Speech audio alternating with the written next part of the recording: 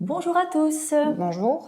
Nous sommes Brigitte Bouptisserand et moi-même Christelle Naveau, chargée de recrutement et du développement de l'apprentissage au sein du pôle formation CFAI Franche-Comté, centre de formation des apprentis de l'industrie. Il existe différentes façons de se former pour apprendre un métier, la formation sous statut scolaire et la formation sous statut d'apprenti. Au CFAI, les formations sont toutes réalisées en apprentissage. Et l'apprentissage, qu'est-ce que c'est?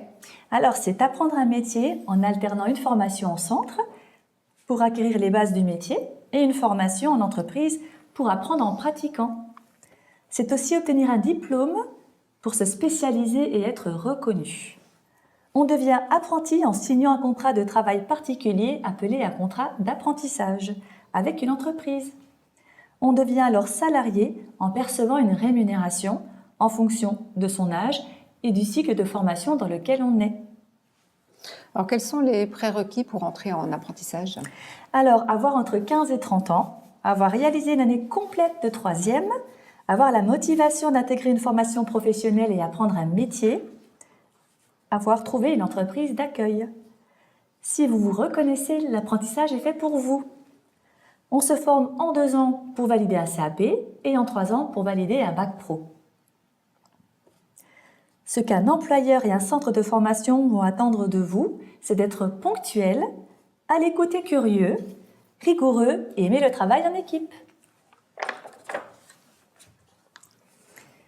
Dans nos centres de formation, il existe un accompagnement pour vous aider à trouver une entreprise d'accueil qui vous fera signer votre contrat d'apprentissage. Votre employeur va désigner un tuteur pour vous suivre et vous former. Vous travaillerez suivant les horaires de l'entreprise. Vous percevrez un salaire. Alors, je vais maintenant vous présenter les métiers de la maintenance industrielle et de l'électricité. La maintenance industrielle, en quoi ça consiste? Alors, nous sommes entourés d'entreprises industrielles comme des constructeurs automobiles, des constructeurs dans le domaine du ferroviaire, de l'alimentaire, du médical. Toutes ces entreprises utilisent des lignes de production pour fabriquer leurs produits et souvent elles fonctionnent 7 jours sur 7. Ces entreprises ont besoin d'hommes et de femmes pour entretenir ces machines, afin de limiter les pannes et les arrêts de production.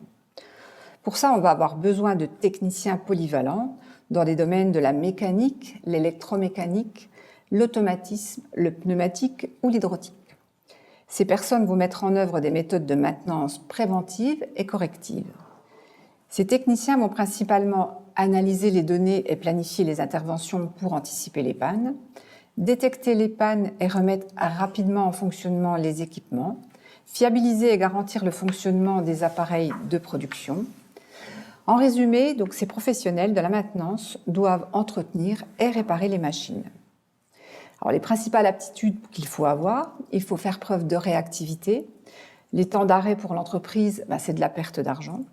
Il faut aimer le travail en équipe, c'est-à-dire échanger des informations avec d'autres personnes, des conducteurs de ligne, la planification, la production.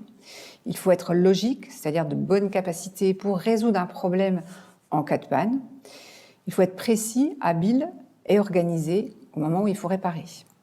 Il faut également être rigoureux pour fiabiliser le fonctionnement des machines de production. Et il faut avoir le goût de l'innovation, c'est-à-dire une capacité à s'adapter à de nouveaux matériels et des technologies. Les machines, elles, sont de plus en plus automatisées. Alors, à quel métier ça correspond, Brigitte? Alors, on parle d'agent de maintenance, technicien de maintenance, et avec des études supérieures, on peut devenir responsable de maintenance ou planificateur de maintenance. Donc, je vais maintenant vous présenter les formations avec les métiers en formation avec la filière de l'électricité. Alors, les métiers d'électricité, pourquoi faire? Donc, on trouve de l'électricité aussi bien dans l'habitat, dans les entreprises, dans les bureaux et dans l'éclairage urbain. L'électricien, lui, travaille seul ou en équipe sur des chantiers ou dans des locaux. On va avoir besoin de former des personnes qui vont réaliser des opérations d'installation électrique destinées à l'éclairage, au chauffage et à l'alimentation des machines industrielles. Des personnes qui vont participer à la production, au transport, à la distribution et à la transformation de l'énergie électrique. Le métier implique souvent des déplacements. On y apprend à quoi faire? Alors, on va concevoir des installations électriques, on va préparer le matériel et le poste de travail, on va installer, fixer et raccorder le matériel électrique. On va participer à la mise en service, organiser, effectuer de la maintenance et adopter une attitude éco-responsable. Et surtout, des fois, on peut être amené à informer le client. En résumé, ces professionnels sont responsables du bon fonctionnement de tout le système électrique. Alors, les qualités requises pour exercer dans ce domaine sont être précis et rigoureux. Il y a des normes de sécurité à respecter. On intervient sur des réseaux électriques. Il faut être habile de ses mains. Il faut savoir communiquer. Il y aura des échanges avec un client, un prestataire ou d'autres corps de métier. Il faut être logique et avoir le goût pour l'innovation. À quel métier ça correspond? Alors, on peut devenir monteur, câbleur, électricien. Avec de l'expérience ou des études supérieures, on peut devenir chef de chantier, chargé d'affaires, technicien en bureau d'études. Quels sont les diplômes en lien avec ces métiers? Alors, je parlais de la maintenance, donc on a un bac pro maintenance des systèmes de production connectés, donc appelé MSPC, ou dans la filière électricité, on a 2 niveaux de diplôme, un CAP électricien en 2 ans et un bac pro Mélec en 3 ans. Donc sur toutes ces formations, des poursuites d'études sont possibles. Donc dans notre centre de formation, donc on peut faire après le bac pro ou le CAP, on peut faire un bac. Après le bac, on peut faire un BTS. Ou ensuite, on peut encore partir sur des licences professionnelles ou voir, pourquoi pas, diplôme d'ingénieur. Vous avez la possibilité de découvrir nos formations et nos locaux avec votre famille ou même vos amis lors de nos portes ouvertes qui s'affichent sur votre écran, sur notre diaporama. Tous nos sites en Franche-Comté seront ouverts. Si vous souhaitez des informations sur les métiers de la maintenance, venez au centre de Belfort et de l'électricité. On vous attend au centre d'Aixincourt. Le pôle formation CFAI Franche-Comté vous permet d'obtenir le même diplôme que sous un statut scolaire. La formation est gratuite et rémunérée. Vous êtes intégré dans des classes de petite taille, 10 à 15 personnes.